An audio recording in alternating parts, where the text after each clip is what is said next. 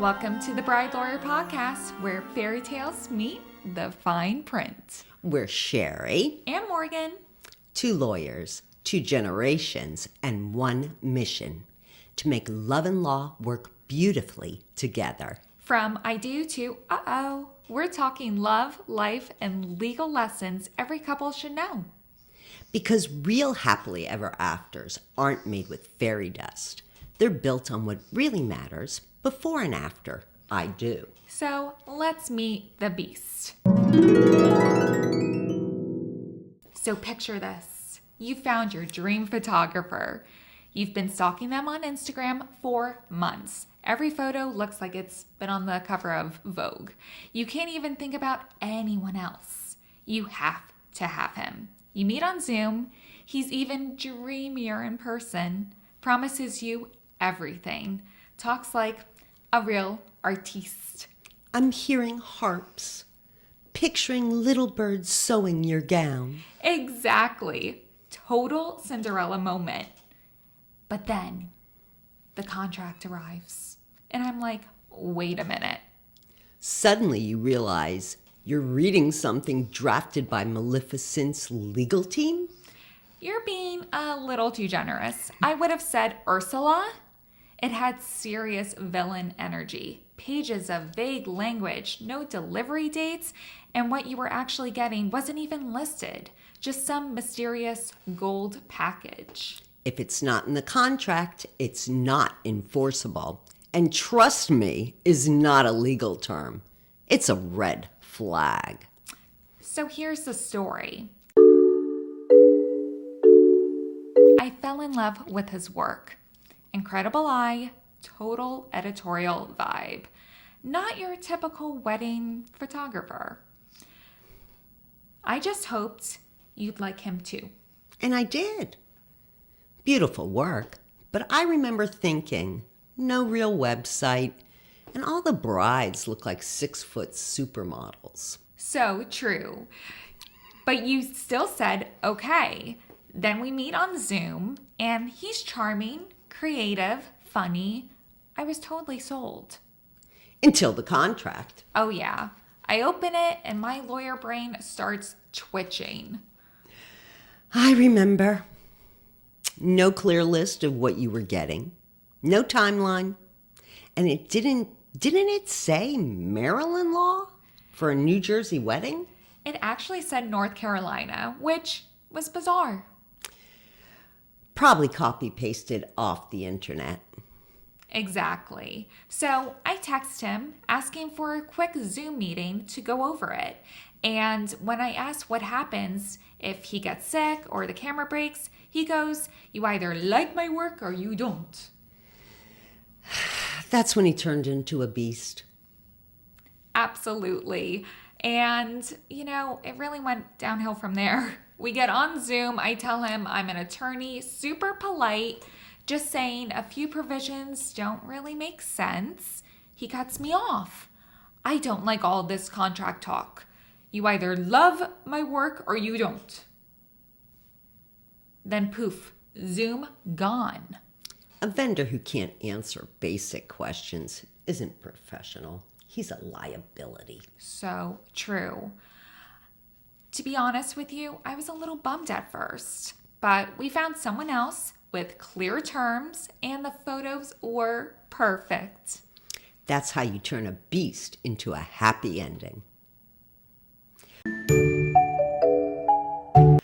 Okay, let's talk about what a solid photography contract should actually include. But let's make it fun. Always.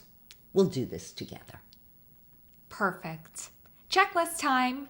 Grab your notes app, people. These are the things your contract needs to clearly, and I mean clearly, say.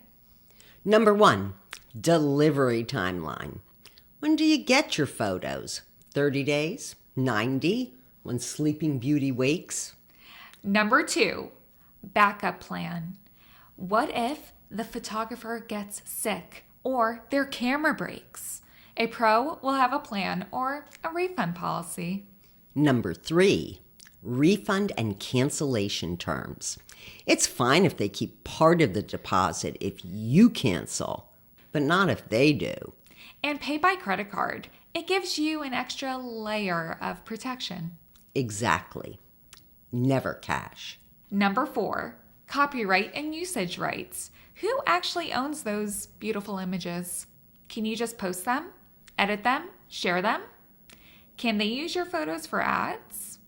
Number 5, scope of services. It can't just say gold package. Spell it out. Hours of coverage, number of edited photos, how many shooters, all of it. And don't forget the force majeure clause, the act of God part. We're all a little familiar based on what happened with the pandemic and everything. Make sure it's balanced, not one-sided. We could go on all day, but you get the idea. Bottom line, if the contract doesn't clearly say what you're getting, you might need to call a bride lawyer. Or just walk away. Because the only thing worse than no photos is paying for pictures that never appear. Seriously, check the Facebook groups. It happens all the time. You know, it's funny. Fairy tales always end at the wedding, the happily ever after. That's because nobody wants to see Cinderella filing an insurance claim for her lost glass slipper. Yeah, that's not as romantic.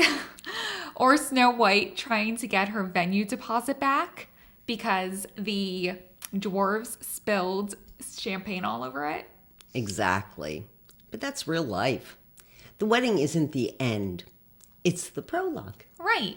Once upon a time doesn't mean without a contract. So what do you do if your dream vendor sends a nightmare of a contract?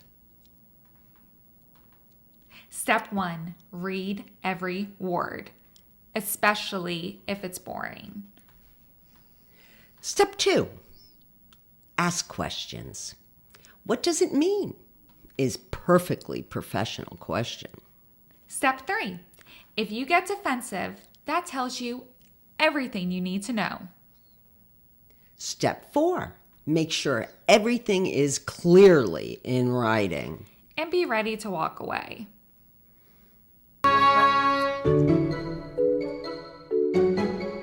Here's the moral of our story. Don't sign what you don't understand. Clarity is confidence. Professionals welcome questions. Pretenders avoid them. The right vendor wants you to feel safe and informed. That's how trust works. Exactly. Protect your story from bad paperwork. Every beauty deserves better than a beast of a contract.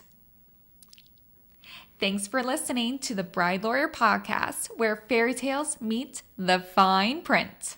Subscribe and follow at Bride Lawyers for more legal tips and real-life stories for brides, newlyweds, and beyond. We've got episodes coming up on prenups, wedding insurance, and what happens after the honeymoon.